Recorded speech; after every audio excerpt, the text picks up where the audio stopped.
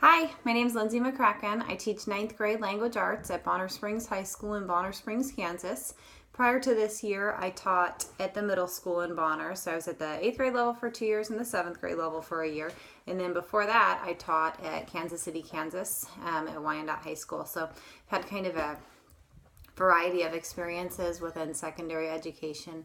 I live in Bonner Springs. I have 4 kids, so I apologize in advance if you hear any kids bop or anything crazy in the background, but I've tried to ask them for 5 minutes, so hopefully that won't happen.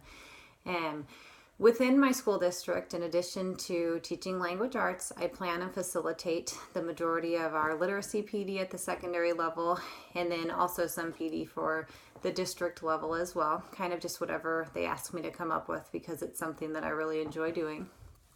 And I have recently joined the KISA team for the district as well, so I'm excited to learn more about the new accreditation process in Kansas.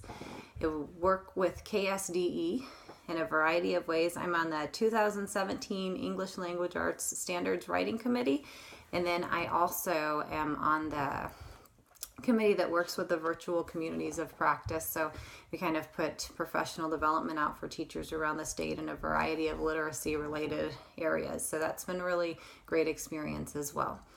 In terms of school and community relations, I don't know that there's very many things that would get rated much higher in terms of importance. We have to make sure that our stakeholders, and particularly our community stakeholders, are actively involved in what's going on within our schools, so that we can always be advocating for what our students need. The perception of the school within any community is very important, and we have to make sure that we're constantly telling our story. I believe that begins with promoting ourselves using social media and other just kind of digital tools or digital mechanisms, and then it moves on to collaborating within our communities between students and community members. And one thing that we have to make sure that we're doing is training our staff and our students in the appropriate promotion of our school. And that doesn't mean necessarily filtering what people are saying, but making sure that we're telling our story, telling the right story, so that, again, we're advocating. Sometimes I think we make a mistake of almost being in silos, like, here is my school and this is my community. And really, truly, they should be intertwined in a meaningful way throughout. So that's one thing that I definitely believe educators should work on. And then I think you also have to make meaningful opportunities for the community to be involved within your school and within your classrooms. So at the elementary level, that looks a little bit different. Maybe have community helpers come in, but definitely, learning about the community and the impact that we have on our community and the impact that the community has on students. I have 2 kiddos in kindergarten, and I know they had a variety of community presentations this year. And then also giving kids opportunities to make their learning public and meaningful. So my older daughters have done a variety of work with the Ag Hall of Fame, which is here in our local community. And so they'll study owls in school, maybe make an owl box, and then the Ag Hall of Fame hangs the owl box up.